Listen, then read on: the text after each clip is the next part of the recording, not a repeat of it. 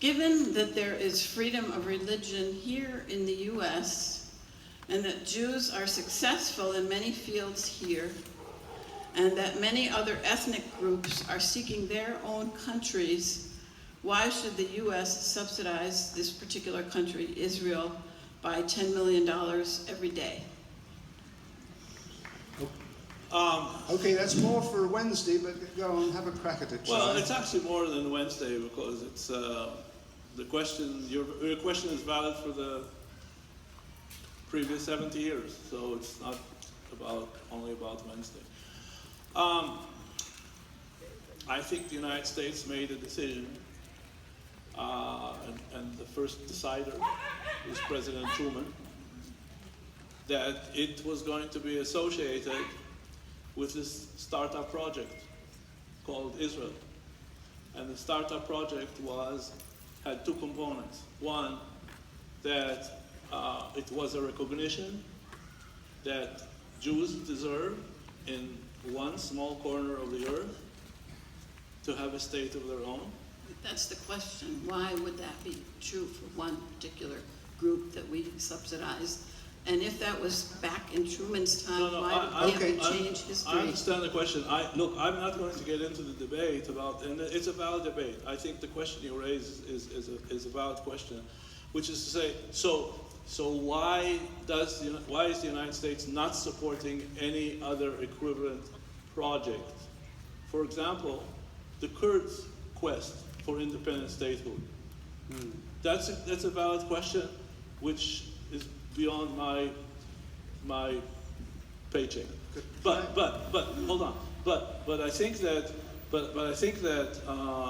there are two aspects, as I said, to this, and so I'm not going to make the comparison with other national projects. But I think we have to be cognizant of the fact that a decision was made, and of course it was affected by the big idea, but also by the immediate circumstances. And the immediate circumstances were the Holocaust.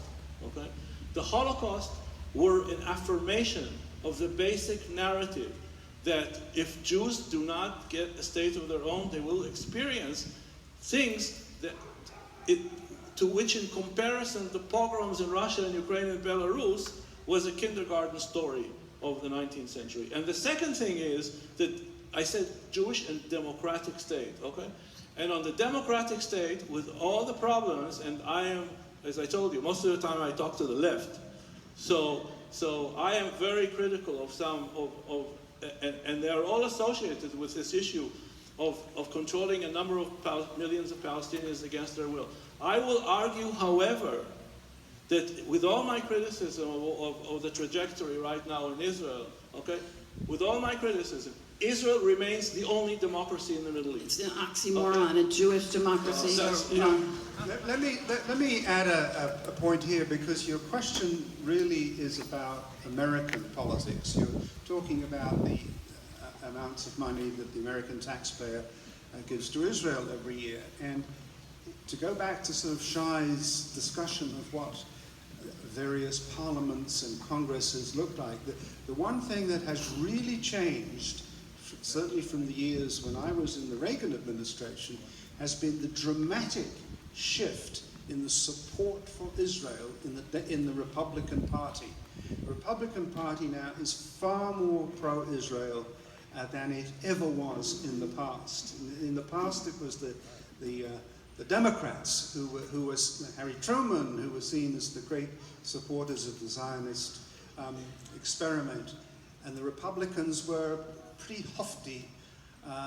And you know, back in the early 60s and 70s, it was very comfortable for Republican politicians, particularly those tied into the oil industry, to have very critical things to say about Israel, primarily because they were very deeply involved in the Arab oil business. That has all changed, and today it is virtually impossible to find anyone in the Congress who will speak out against Israel unless something truly dramatic happens. That is a new phenomenon in American politics, and I don't see it changing anytime soon. But it is associated by something else, which is very closely associated with what you said, Jeffrey.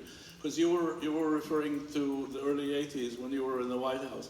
I came first to Washington. My first job was in the end of 1976. My first job was a very, very, very low-level official recruited locally to work with the Israeli embassy. So I was in congressional liaison. Okay. You never heard anybody in the second half of the 70s and the first half of the 80s or throughout the 1980s talk about the American evangelical Christians as a very, very strong bastion of support for Israel. This is a completely different... absolutely true. Absolutely true. Yes, sir. Hello. Good to see you. Yes. My name is Artemis Tchaikovsky, and I'll be speaking tomorrow about the Holocaust. My grandparents are righteous among nations, and they would be very critical and upset with Israel. In terms of, as much as they supported the state of Israel, one of the reasons the United Nations invited them to be a nation was to integrate the Muslim and Arab peoples of the Palestine. And what I'm questioning is, why is it so hard for Jews to criticize Israel? Not quite. Yes. I don't know exactly in which universe you live. I live in a universe in which Jews criticize Israel all the time. And by the way, not only Jews criticize Israel all the time, Israelis criticize Israel all the time.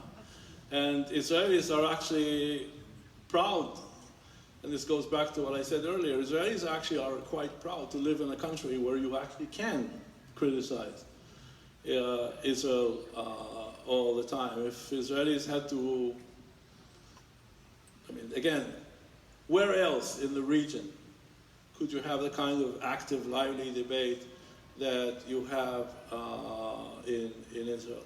I also want to remind you of one thing, which is that the UN resolution 181 in November 1947, that, as I mentioned, we're celebrating 70th anniversary for, the crux of that resolution was not about integrating Arabs in Israel. The crux of that resolution was the creation of two states, side by side, a Jewish state and an Arab state.